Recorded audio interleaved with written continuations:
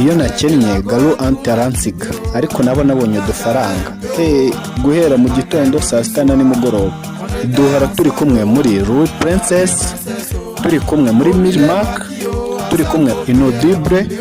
Utwo n'utubari tuzwi, ariko iyo amafaranga ashize ahindura uruhande.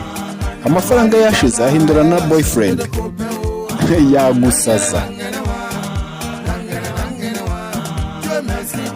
Nje nibura icyo nshimira nuko nzi no kuririmba. Nakoze kasete abantu barambona kuri televiziyo guhera mu gitondo saa sita na nimugoroba mbade kuririmba kuri radio. Ibyo byose Antu yarabibonye aravuga ati sha ikigo gisigaye cyihatwika. Ati uretse ngende mukure nanone. Nkuko twabivuze kubeshywa bwa mbere ntabwo buri ikigoryi. Ariko kubeshywa bwa kabiri buri ikigoryi cya nyacyo. Nkuko twabivuze kubeshywa bwa mbere ntabwo buri ikigoryi. Ariko kubeshywa bwa kabiri buri ikigoryi cya nyacyo. Ubwo rero ku cyumweru mu gitondo numva umuntu ari gukomanga ku rugi rwanjye. Nka surprise hambaye nsanga mu ex wanjye Antu.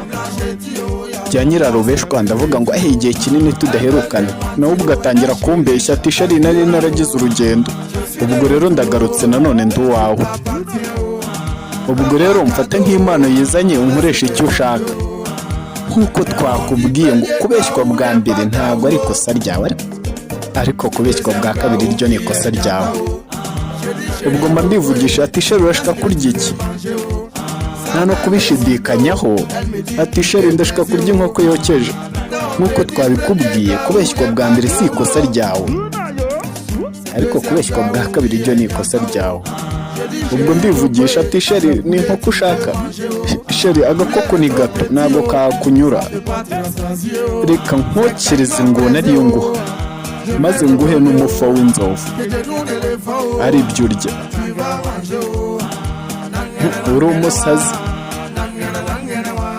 Ubwo aba arirakaje aravuga ngo aritahiye.